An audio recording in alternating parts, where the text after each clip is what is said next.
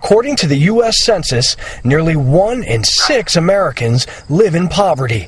That's 46 million men, women, and children.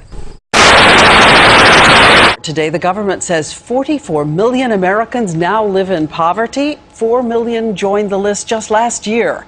And that means 1 out of every 7 people we pass on the street could be struggling for basic needs like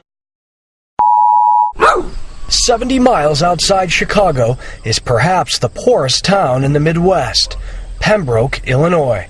A town where garbage burns nearly everywhere. Yards are littered with debris. There is no police, no school, no stores, no public utilities, and no jobs.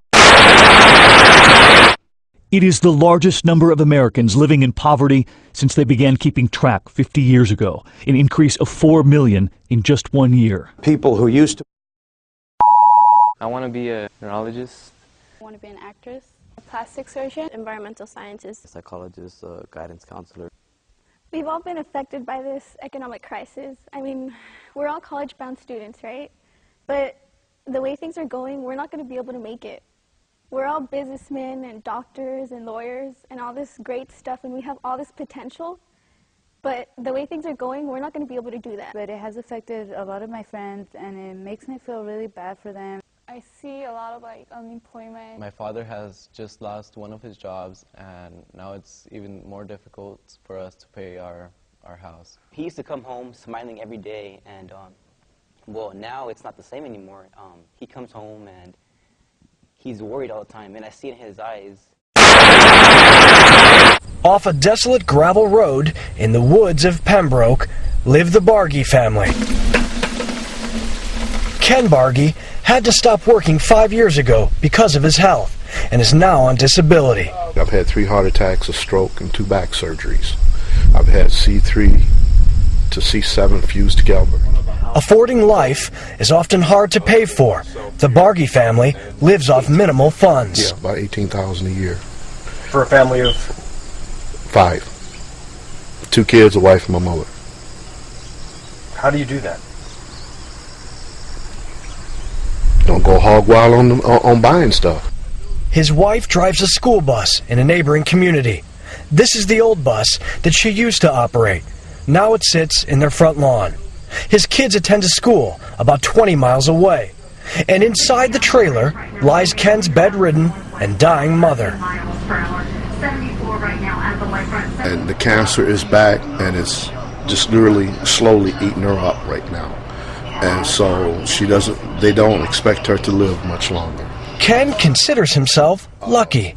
His family makes more than most in Pembroke, but life is getting even more grueling as of late. The cost of everything going up, it makes it even harder. So then sometimes you got to skip a light bill to buy food. You got to skip a phone bill to get food. A reflection of the lingering U.S. recession, poverty is higher than it's been in nearly 30 years. The government puts the poverty line at just under $22,000 a year for a family of 4. Today we learned that with the recession stealing jobs, the number of Americans without health insurance now has climbed to nearly 51 million, 4.4 million more in just a year. And today, the rescue mission in Los Angeles told us they're seeing it.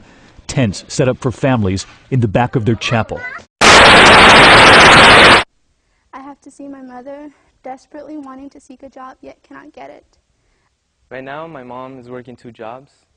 She's considered lucky because some people don't have 2 jobs to work at. Some people don't have jobs at all. In her job, there's a lot of people getting laid off. She once got laid off, but thank God that someone knew she was a good worker, so they just replaced her from one building to another building. She got her job back. At the moment, I am currently the only one that can support my family and can't. My mom won't let me get a job to help her, and I'm really, really scared that I might have to put up school for another year.